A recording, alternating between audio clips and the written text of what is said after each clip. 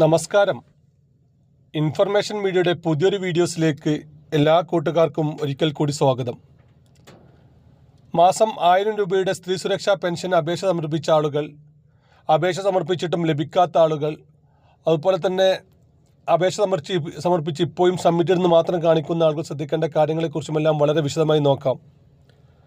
അതിനു മുന്നോടിയായി ഇൻഫർമേഷൻ മീഡിയയുടെ വീഡിയോസ് നിങ്ങൾ ആദ്യമായിട്ടാണ് കാണുന്നതെങ്കിൽ ചാനൽ സബ്സ്ക്രൈബ് ചെയ്യാൻ മറക്കരുത്. നമ്മുടെ ഈ ചാനൽ ഒരു തരത്തിലുള്ള മതപരമായ കാര്യങ്ങൾ, രാഷ്ട്രീയപരമായ കാര്യങ്ങളൊന്നും വരുന്നതല്ല.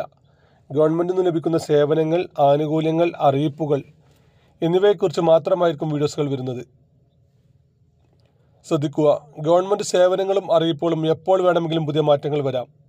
നിങ്ങൾക്ക് ഏറ്റവും പുതിയ അറിയിപ്പുകൾ ലഭിക്കാൻ ചാനൽ സബ്സ്ക്രൈബ് ചെയ്ത് തൊട്ടടുത്തുള്ള ബെല്ലൈക്കൺ കൂടി ക്ലിക്ക് ചെയ്യുക. കഴിഞ്ഞ പഞ്ചായത്ത് ഇലക്ഷന് മുമ്പായിരുന്നു സർക്കാർ 35 വയസ്സ് മുതൽ 60 വയസ്സ് വരെയുള്ള സ്ത്രീകൾക്ക് പെൻഷൻ പ്രഖ്യാപിച്ചത്. ഏകദേശം 17 ലക്ഷത്തോളം അധികം ആളുകൾ അപേക്ഷിച്ച ഈ പദ്ധതിയിൽ ഇപ്പോൾ ലഭിച്ചത് 10 ലക്ഷത്തിലടുത്തുള്ള ആളുകൾക്കാണ്. അതിനുശേഷം അപ്രൂവലായ ആളുകൾ, അതുപോലെ തന്നെ ഇപ്പോഴും അപ്രൂവലാത്ത ആളുകളെല്ലാം കാത്തിരിക്കുക. അവർക്ക് അടുത്ത ഗഡു പെൻഷൻ വരും ദിവസങ്ങളിൽ തന്നെ ഉണ്ടാകുമെന്നാണ് അറിയുന്നത്. ഇപ്പോൾ ഈ പെൻഷനിൽ വന്ന ഒരു മാറ്റമാണ് ഈ പെൻഷൻ സേവന പെൻഷൻ പോർട്ടലിലാണ് ഇപ്പോൾ ഇത് ചെക്ക് ചെയ്യാൻ സാധിക്കുന്നത്.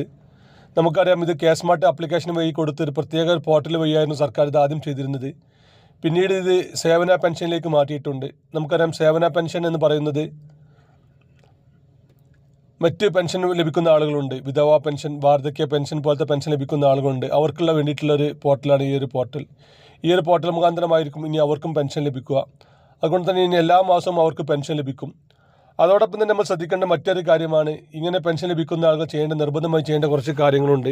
അതിൽ വളരെ പ്രധാനപ്പെട്ട ഒരു കാര്യമാണ് പെൻഷൻ മസ്റ്ററിങ്. പെൻഷൻ വാങ്ങുന്ന എല്ലാ ആളുകളും വർഷത്തിൽ ഒരു പ്രാവശ്യം അക്ഷയ കേന്ദ്രങ്ങളിൽ ചെന്ന് നമ്മൾ അവരുടെ ഫിംഗർ പ്രിൻ്റ് മെഷീനിൽ വിരൽ പതിപ്പിച്ച് നമ്മളിപ്പോഴും ജീവിച്ചിരിക്കുന്നുണ്ടെന്ന് കാണിക്കുന്ന ഒരു രേഖയാണ്. ഇത് നിർബന്ധമായി ചെയ്തു കഴിഞ്ഞാൽ മാത്രമായിരിക്കും അവർക്ക് പിന്നീട് പെൻഷൻ ലഭിക്കുകയുള്ളൂ. ഇപ്പോൾ നമ്മുടെ പോർട്ടൽ ചെക്ക് ചെയ്യുന്ന സമയത്ത്, പണം ലഭിച്ചുകൊണ്ടിരിക്കുന്ന ആളുകളെ പോർട്ടൽ ചെക്ക് ചെയ്യുന്ന സമയത്ത് മസ്റ്റിംഗ് ചെയ്തിട്ടില്ല എന്നാണ് അവിടെ കാണിക്കുന്നത്. അതുകൊണ്ട് തന്നെ ചിലപ്പോൾ അടുത്ത മാസങ്ങളിലോ പിറ്റത്തെ മാസങ്ങളിലെല്ലാം അവർക്ക് മസ്റ്റിങ്ങിൻ്റെ തീയതി ചിലപ്പോൾ സർക്കാർ പ്രഖ്യാപിക്കും. ചിലപ്പോൾ ഇത് നവംബർ ഡിസംബർ വരെ പോകാനും സാധ്യത കാണുന്നുണ്ട്. സാധാരണ മറ്റാളുകൾക്കെല്ലാം നവംബർ ഡിസംബർ മാസങ്ങളിലാണ് മസ്റ്റിംഗ് പൂർത്തിയാക്കാറ്. ആറ് കൂട്ടത്തിൽ തന്നെ ഇവർക്ക് മസ്റ്റിംഗ് പൂർത്തിയാക്കുന്ന ചിലപ്പോൾ നടപടിയിലേക്കും സർക്കാർ കടക്കുന്നു. അതിനുമ്പോൾ തന്നെ നമ്മൾ നിർബന്ധമായി ചെയ്യേണ്ട കുറച്ച് കാര്യങ്ങളുണ്ട്. മസ്റ്റിംഗ് എങ്കിൽ മാത്രമാണ് നമുക്ക് വിജയിക്കാൻ സാധിക്കുകയുള്ളൂ, അല്ലെങ്കിൽ മസ്റ്റിംഗ് പരാജയപ്പെടും. നമ്മുടെ ആധാർ കാർഡ് നമ്മൾ ചെക്ക് ചെയ്യുക. ആധാർ കാർഡിലുള്ള പേര് തന്നെയാണ് നമ്മൾ ഇപ്പോൾ പെൻഷൻ പോർട്ടലിൽ കൊടുത്തതെന്ന് ഉറപ്പുവരുത്തുക.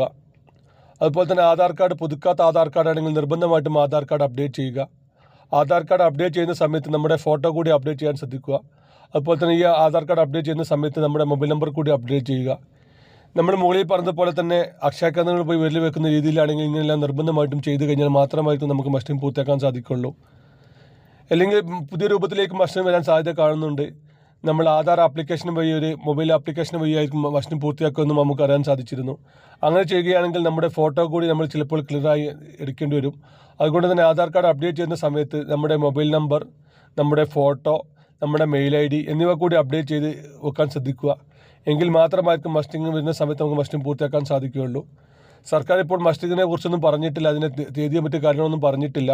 എങ്കിൽ പോലും ഒരു ദിവസങ്ങളിൽ തന്നെ ഇതിൻ്റെ ഔദ്യോഗികമായ അറിയിപ്പ് ഉണ്ടാകുമെന്നാണ് ഇപ്പോൾ നമുക്ക് മനസ്സിലാകുന്നത്. കാരണം നമ്മൾ പോർട്ടൽ ചെക്ക് ചെയ്യുന്ന സമയത്ത് മസ്റ്റിംഗ് പൂർത്തിയാക്കിയിട്ടില്ലെന്നാണ് അവിടെ കാണാൻ സാധിക്കുന്നത്.